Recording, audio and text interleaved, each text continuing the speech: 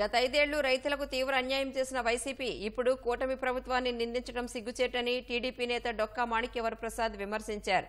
మిర్చి, పత్తి రైతులకు కనీసం గిట్టుబాటు ధర కల్పించలేకపోయారన్నారు.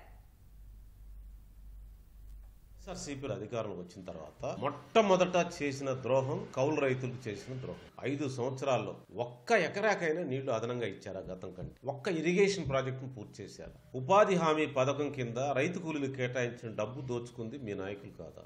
మిర్చికి సరైన ధర రాకుండా, కాటన్కి సరైన ధర రాకుండా మీ దళారుల ద్వారా దోచుకున్నది వాస్తవం కాదా? కోల్డ్ స్టోరేజీల్లో వాటి పేరు మీద దోచుకున్న డబ్బుని రైతులకు అన్యాయం చేసింది మీరు కాదా? కోఆపరేటివ్ బ్యాంకుల ద్వారా బినామీ పేర్లతో తమ నాయకులు దోచుకున్నది వాస్తవం కాదా?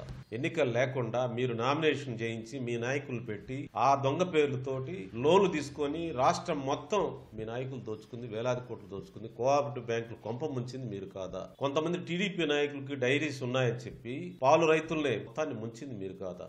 సోలార్ ఇండస్ట్రీ అని చెప్పి కర్నూలు, కడప, అనంతపూర్, చిత్తూరు, నెల్లూరు జిల్లాల్లో వేలాది ఎకరాలు దోచింది తమరు కాదా? రైతుల గురించి మీరు మాట్లాడతారా?